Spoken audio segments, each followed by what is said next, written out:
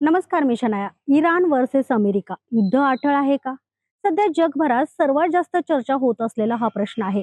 मध्य पूर्वेत वाढलेला तणाव, इराणचे इशारे, अमेरिकेची तयारी आणि इस्रायलची भूमिका आणि होर्मुझ सामुद्रधुनीवरचं संकट, या सगळ्यांमुळे परिस्थिती इतकी गंभीर झाली आहे की कोणत्याही क्षणी मोठं महायुद्ध सुरू होऊ शकतं, अशी परिस्थिती सध्या निर्माण झाली आहे. आजच्या या व्हिडिओमध्ये आपण सविस्तर पाहणार आहोत की इराण आणि अमेरिकेमध्ये नेमकं चाललंय काय, युद्ध का सुरू झालंय, कोण कोणाच्या बाजूने उभं आहे आणि या युद्धाचा परिणाम भारतावर आणि जगावर किती मोठा होईल. सगळ्यात आधी पार्श्वभूमी समजून घेऊयात. अमेरिका आणि इराण यांच्यातील संघर्ष हा आजचा नाहीये. अनेक वर्षापासून दोन्ही देशांमध्ये तणाव आहे. अणु कराराचा मुद्दा, मध्य पूर्वेतील सत्ता, इस्रायलचा प्रश्न आणि तेलावर नियंत्रण, या सगळ्या कारणांमुळे दोन्ही देश नेहमीच एकमेकांच्या विरोधात उभे राहिले आहेत. अमेरिकेचे राष्ट्राध्यक्ष डोनाल्ड ट्रम्प यांचा दावा आहे की त्यांच्या देशाकडे महत्वाचा शस्त्रास्त्रांचा अमर्याद पुरवठा आहे. तर इराणच्या संरक्षण मंत्रालयाचं म्हणणं आहे की त्यांच्याकडे शत्रूचा दीर्घकाळ सामना करण्याची पूर्ण क्षमता आहे.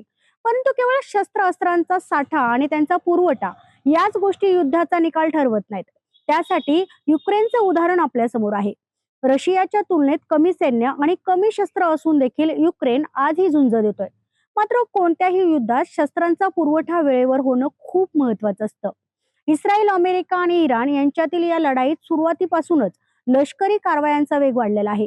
चिंतेची बाब अशी आहे की ज्या वेगाने शस्त्र वापरली जात आहेत त्या वेगाने त्यांचं उत्पादन होत नाहीये. इन्स्टिट्यूट फॉर नॅशनल सिक्युरिटी स्टडीजच्या अंदाजानुसार अमेरिका आणि इस्रायलने आतापर्यंत 2000 पेक्षा जास्त हल्ले केले आहेत. यात अनेक अत्याधुनिक शस्त्रांचा वापर करण्यात आलाय. INSS या संस्थेच्या आकडेवारीनुसार इराणने आतापर्यंत 571 क्षेपणास्त्रे आणि 1391 ड्रोन हल्ले डागले आहेत. यापैकी बरेचसे ड्रोन आणि क्षेपणास्त्र हवेतच नष्ट करण्यात आली आहेत. मात्र दोन्ही बाजूनी ज्या तीव्रतेने हल्ले सुरू आहेत ती पाहता ही लढाई अशीच दीर्घकाळ सुरू ठेवणं दोन्ही देशांसाठी कठीण होत जाणार आहे. इस्रायल आणि इराणमधील सुरू असलेल्या संघर्षाने संपूर्ण जगात खळबळ उडाली आहे. या हल्ल्यानंतर जगातील सर्व देशांनी प्रतिक्रिया व्यक्त केल्यात. यामध्ये अनेक देशांनी इस्रायल आणि इराणला थेट पाठिंबा दिलाय, तर त्याच वेळी अनेक देशांनी तटस्थ भूमिका स्वीकारली आहे. इस्रायलला पाठिंबा देणाऱ्या देशांमध्ये America, Britain, France, Germany, Sweden, चेक रिपब्लिक, ऑस्ट्रेलिया, न्यूझीलंड यांचा समावेश आहे. तर इस्रायल विरुद्ध इराणला पाठिंबा देणाऱ्या देशांमध्ये रशिया, चीन, इजिप्त, तुर्की, Pakistan, Indonesia, Iraq, Oman, Saudi Arabia, Qatar, संयुक्त अरब अमिराती, Lebanon, Jordan, Houthi, Hamas, Afghanistan यांचा समावेश आहे. याशिवाय ज्यांनी दोन्ही देशांना संघर्ष कमी करण्याचं आवाहन केलं आहे त्यात संयुक्त राष्ट्र, आपला Bharat, Japan, Ireland, African union, European union आणि इटली यांचा समावेश आहे. दरम्यान अमेरिका आणि इस्रायलच्या हल्ल्यांना इराणकडनं जोरदार प्रत्युत्तर मिळेल असं ट्रम्प आणि त्यांच्या सल्लागारांना वाटलं नव्हतं. पण इराणनं जोरदार पलटवार करत अमेरिकेला आश्चर्याचा धक्काच दिलाय. इराणनं दिलेल्या या सरप्राईजमुळे आता व्हाईट हाऊसमध्ये चिंताजनक परिस्थिती निर्माण झाली आहे. इराणवरील हल्ल्यामुळे जगभरातील तेल पुरवठा इतक्या मोठ्या प्रमाणावर विस्कळीत होईल याची कल्पना ट्रम्पला देखील नव्हती. आर्थिक युद्धाच्या माध्यमातून इराण प्रतिहल्ला करू शकतो असा सल्ला देत काही जणांनी ट्रम्प यांना सावध केलं होतं. पण ट्रम्प यांनी त्याकडे दुर्लक्ष केलं. युद्ध सुरू होताच अमेरिका आणि इस्रायलनं दुसऱ्या दिवशी इराणचे सर्वोच्च नेते आयतुल्ला खामेनी यांना संपवलं. खामेनी यांच्या मृत्यूनंतर इराण गुडघे टेकेल असा अमेरिकेचा अंदाज होता आणि तो साफ चुकला. जगाची 20% तेल वाहतूक होर्मुझच्या सामुद्रधुनीतून चालते. हा सागरी मार्ग इराणला लागून आहे. इराण हा मार्ग रोखू शकतो अशी भीती व्यक्त करण्यात येत होती. ती भीती खरी ठरली. इराणच्या प्रतिहल्ल्यानं तेल वाहतूक ठप्प झाली. खनिज तेलाचे दर गगनाला भिडले. अनेक देशांच्या अर्थव्यवस्था धोक्यात आल्या. इंधनांच्या वाढत्या किमती आणि मध्य पूर्वेतील सैनिकी तळांवर इराणकडून होणारे हल्ले यातून मार्ग काढण्यासाठी आता ट्रम्प आपत्कालीन योजना तयार करत आहेत. गेल्या वर्षी देखील इस्रायल आणि अमेरिकेने इराणवर हल्ले केले होते. त्यावेळी देखील इराणवर पलटवार केला होता. पण यावेळी इराण करत असलेला प्रतिकार अतिशय आक्रमक आहे. इराणनं अमेरिकेच्या सैनिकी तळांसह आखाती देशासह इस्रायलच्या अधिक लोकसंख्येच्या शहरांना लक्ष्य केलंय. क्षेपणास्त्र आणि ड्रोन्सचा मारा तीव्र केलाय. इराणकडून अशा प्रतिकाराची अपेक्षा ट्रम्प यांना नव्हती. दरम्यान अमेरिका आणि इस्रायलच्या लष्कराने 28 फेब्रुवारी रोजी संयुक्तपणे इराणवर केलेल्या हल्ल्यानंतर मध्य पूर्वेत संघर्ष पेटल्याचं पाहायला मिळतंय.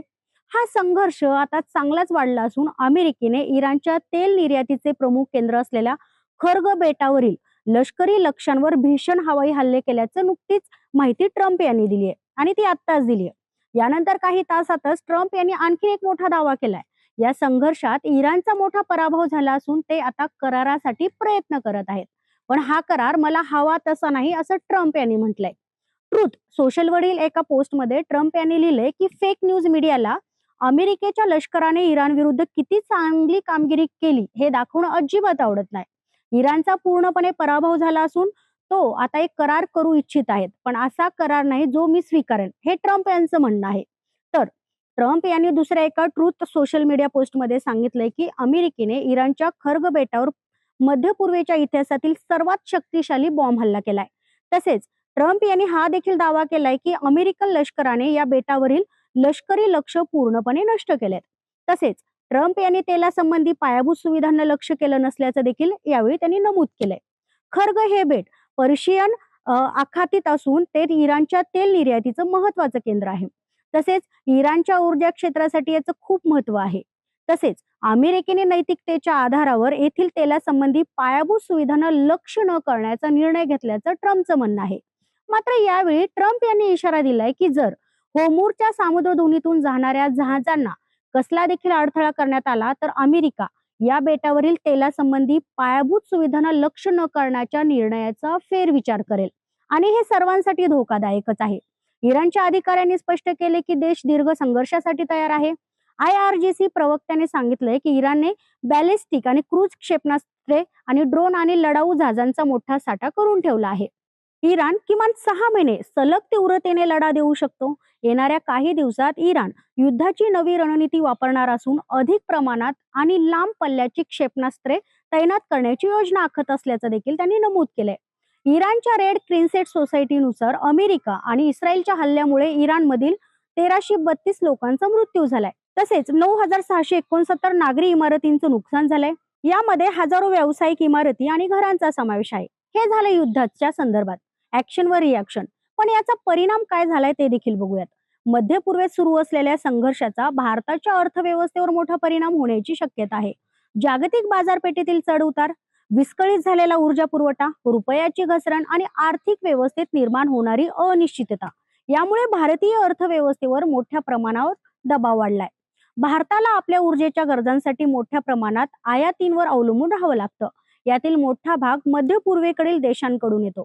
त्यामुळे भारताच्या अर्थव्यवस्थेवर परिणाम होण्याची शक्यता आहेच. आणि आणखीन मोठा एक धोका म्हणजे मोठं जागतिक युद्ध. कारण इराणच्या बाजूने रशिया आणि काही इतर देश उभे राहू शकतात, तर अमेरिकेच्या बाजूने इस्रायल, युरोप आणि गल्फ हे देश असू शकतात. हे हे जर असं असलं तरी देखील हा संघर्ष फक्त 2 देशांचा राहणार नाही. इतिहास पाहिला तर लहान संघर्षातनं मोठी युद्ध सुरू झालेली आहेत. आणि सध्या मध्य पूर्वेत जी परिस्थिती आहे ती अनेक तज्ज्ञ 2003च्या इराक युद्धापेक्षा देखील धोकादायक मानतायत. आता सगळ्यात मोठा प्रश्न म्हणजे इराण खरंच हॉर्मुझ सामुद्रधुनी बंद करेल का? अमेरिका थेट हल्ला करेल का? अजून किती देश यात उडी घेतील? आणि जर एक मिसाईल चुकून देखील डागली गेली तर मोठं युद्ध सुरू होईल का? सध्या जग श्वास रोखून ही सर्व परिस्थिती पाहत आहे. कारण निर्णय काहीही झाला तर त्याचा परिणाम थेट सर्व देशांवर आणि जगावर होऊ शकतो. तुम्हाला काय वाटतं?